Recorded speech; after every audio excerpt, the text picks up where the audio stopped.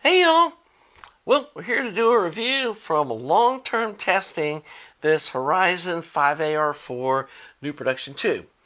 And I know some of y'all only watch like the first minute of my video, so the short version of this is one of the best new production tubes that I've used. Really works good. It's robust. It's able to handle high voltage, high current, and capacitance beyond what it probably should be having to deal with, along with a low DCR power transformer. I've got amps that historically have only worked with good new old stock rectifier tubes, and any of the new production ones would just arc and fail, and yeah, just a problem. Amps like the ST70 that are just brutal on a 5AR4 rectifier tube. This thing took the heat in the kitchen, and I'm impressed. Now, the longer story is, the first version they sent me wasn't that great. It was equivalent of probably like the JJ5AR4 and 3 or 4 power on one of these high voltage, high current amplifiers. It ended up arcing out and blowing the fuse and basically killing the tube.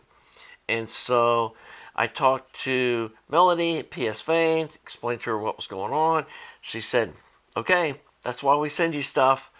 You bomb-proof test them, or test them to see if they're bomb-proof, and clearly this needs some more work.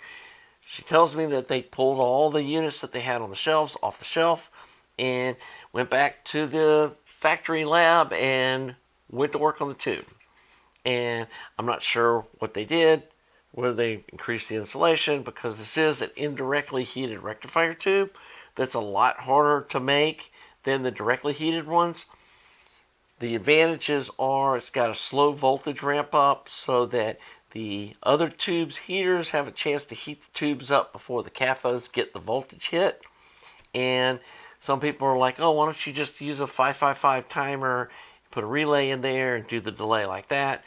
That's worse than just using a direct heated tube, because then you just get the click pow of the high voltage, and that's not good for the rectifier tube or the power tubes. And so that's one of the advantages to these indirectly heated tubes.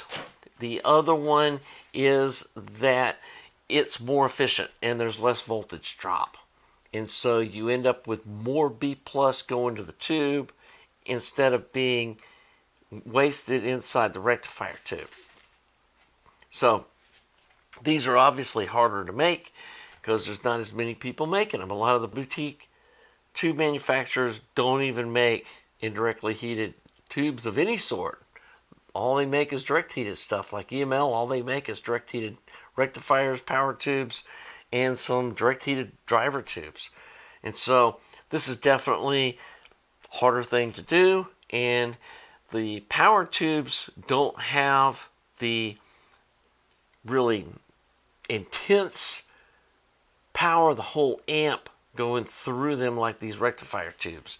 And they're not dealing with charging up those capacitors and all that sort of stuff. And so, anyway, they were gone for about 4 months. I didn't hear from them. Every once in a while, Melody sends me a email every couple of weeks. We talk about stuff, and I'd say, hey, what's going on with the 5AR4? She's like, they're still working on it. We're trying to make it like those bomb-proof new old stock ones, like you said people are interested in. It's like, yeah, if you can make a new production tube that can deal with the current spikes and the voltage and all that those old tubes can handle, you're going to have a winner on your hand.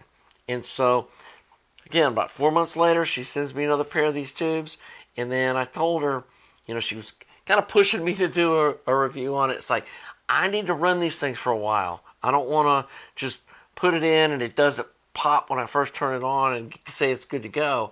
I want to run it in something like my ST70 for a while and run it in my 300B amp. And I've been running these in my KT120 monoblocks, which are really rough on tubes as well, and they've been flawless. And so I feel like they finally, or at least now, there's a new production 5AR4 that I trust. And I know people were saying those Sovtecs are good. I've had a couple of those blow up on customers.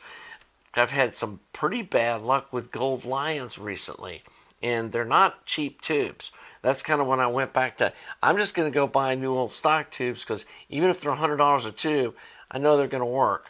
And, you know, spending 50 or 60 bucks on a new production that blows up is not a cost savings.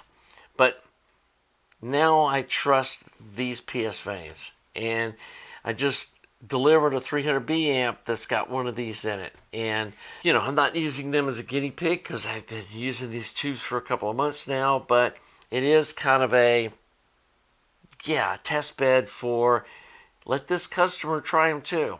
And if he doesn't have any problems in 6 or 8 months, then I know we've got something.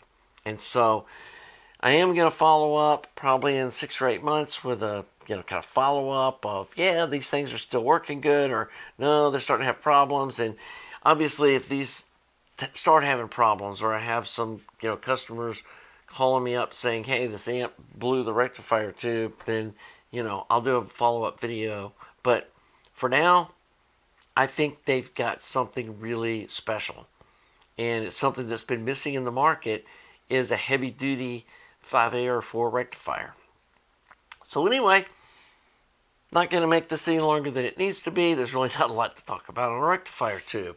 And we are going to be doing some interesting stuff, trying to compare these indirectly heated tubes to the direct heated tubes, and then using resistors to equalize the voltage at the tube, and see if there's some sonic something going on with the rectifier tubes. I'm not real sure yet. I think that this mesh plate EML 5U4 might be doing something that I like, but I need to do some more A/B testing before I do a review or start talking about that. But I know some people swear rectifier tubes sound different. I haven't really heard much difference or a noticeable change in different 5AR4s, but possibly with direct heated tubes there is something there. Remember, I did hear something with the capacitor, so yeah, sometimes I'm surprised fairly regularly. Stuff that I didn't think would make any difference does. So there may be something to all this, but if you need the low voltage drop of a 5AR4, I think these will work great for you. So anyway, we're going to wrap it up there. If you enjoyed this video, please subscribe to the channel. Please like the video. Thanks to all you Patreon supporters, other folks that support the channel. I'll put a link below to affiliate link. You can use it or not. But I do appreciate you folks that do use my affiliate link. If you like my content, it helps the channel out. So anyway, till the next video, have a nice day.